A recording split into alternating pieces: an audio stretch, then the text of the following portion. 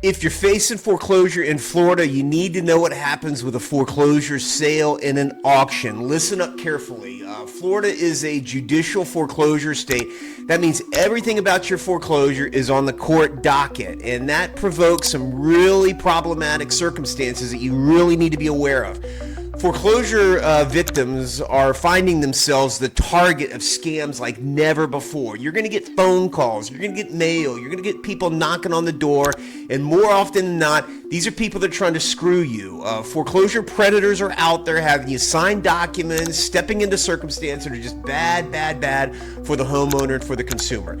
One thing I want to draw your attention to is the foreclosure resource book that's out there, published by the state of Florida, published by the courts. And that's important to pay attention to because that gave some secrets, some of the rules that existed prior. Now, keep in mind, 26, these things have totally changed. In many ways, you can throw that rule book out the door because there's lots of new rules, technical challenges that exist that are really going to make things a whole lot different. So that rule book's going to be updated. But what happens after a judge signs a foreclosure is your house winds up on an internet foreclosure block. And the entire world is looking at that. Your neighbors are looking at that. Family members are looking at that.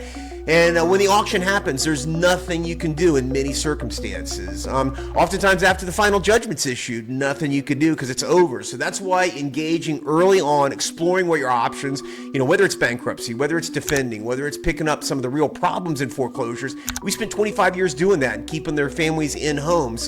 This new round in 26 is going to be dramatically different. Understanding what those are is going to take some time to work itself out. But here's the bottom line, folks. Once the final judgment's entered, writ of possession's entered, and the sheriff can be at the door throwing you right out. No warning, no second chances, no sympathy from the system. The biggest mistake people make is putting their head in the sand. I've seen it way too often. I don't want to see it again in 26. I've been doing this more than 25 years. I think we know just about everything that can surprise you, hurt you. Come engage early on. Leave a comment, subscribe to this blog. We'll give you more information as it unfolds.